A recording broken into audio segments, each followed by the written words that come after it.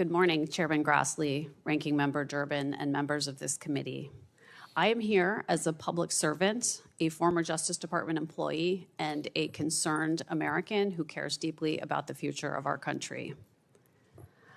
I had great hope that Todd Blanche would be an effective leader and a responsible steward of the Department of Justice, but he quickly proved me wrong.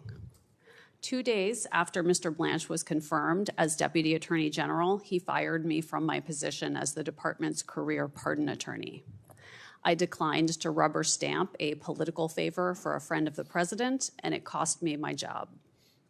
Mr. Blanche's office had asked me to recommend restoring the gun ownership rights of a convicted domestic abuser.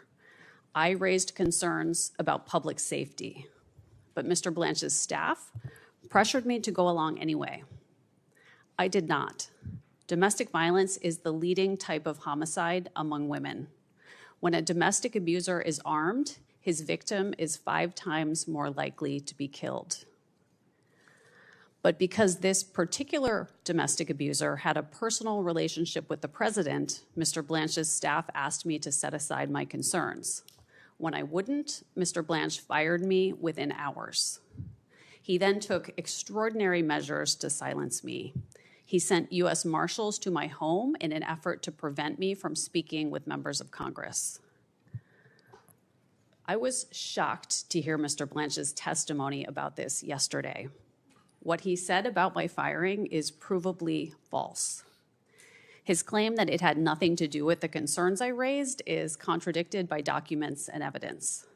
His claim that he tried to call me before sending marshals to my home is flat out false. His claim that it is normal for DOJ to use armed law enforcement officers to deliver mail to the homes of its former employees is preposterous. The casual lies that Mr. Blanche tells, even while sitting in this chair testifying to this committee, are emblematic of a much larger problem. Courts across the country have said they can no longer trust the Justice Department to uphold the law and tell the truth. There are over 700 documented instances of DOJ violating judicial orders. There are nearly 100 cases in which judges appointed by both parties have found that DOJ presented false or misleading information in court. Earlier this week, a federal judge found that Mr. Blanche personally misled this Congress about the department's settlement agreement with President Trump. To the American public, it looks like Mr. Blanche is running DOJ as Donald Trump's personal law firm. He is using law enforcement powers to pursue petty grudges harbored by the president. These pointless vendettas are wasting our scarce resources and destroying DOJ's credibility. Mr. Blanche has repeatedly placed President Trump's interests ahead of the interests of the country. The collusive settlement agreement is a perfect example. It protects the entire Trump family and all of their businesses from any investigation or audit forever.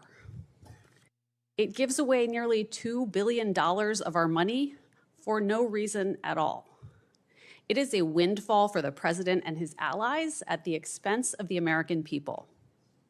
A court found that signing this agreement was a betrayal of Mr. Blanche's duty to zealously represent the interests of the United States. That is the most basic obligation of the Attorney General. Mr. Blanche said yesterday that the settlement fund is dead. It is not. That is Contract Law 101. Mr. Trump or his sons could seek to enforce it at any time. Mr. Blanche gave bizarre excuses for not meeting with Jeffrey Epstein's victims. Yet he spent 2 days personally eliciting testimony from Ghislaine Maxwell, Epstein's partner in crime. After this imprisoned sex trafficker made statements claiming to exonerate the president, she was moved to a minimum security camp. That is a grievous breach of DOJ policy. It is an abuse of Mr. Blanche's office. It is a terrible betrayal of Epstein and Maxwell's victims. Mr. Blanche's callous approach to the Epstein case matches his cavalier attitude toward rearming domestic abusers. At the end of the day, the priority of this DOJ is protecting powerful men, even when it comes at the expense of vulnerable women. What Mr. Blanche is doing is dangerous. Earlier this week, 2 Supreme Court justices sat here and testified about the terrifying threats that judges are facing in this country. Meanwhile, Mr. Blanche is fueling those threats by attacking judges who rule against the administration and declaring a war against the courts. These are not partisan concerns. Americans across the political spectrum rely on DOJ to keep us safe and free. Mr. Blanche has shown that he is willing to put all of that at risk to serve a political agenda. I beg the members of this committee to think about what this is costing our country.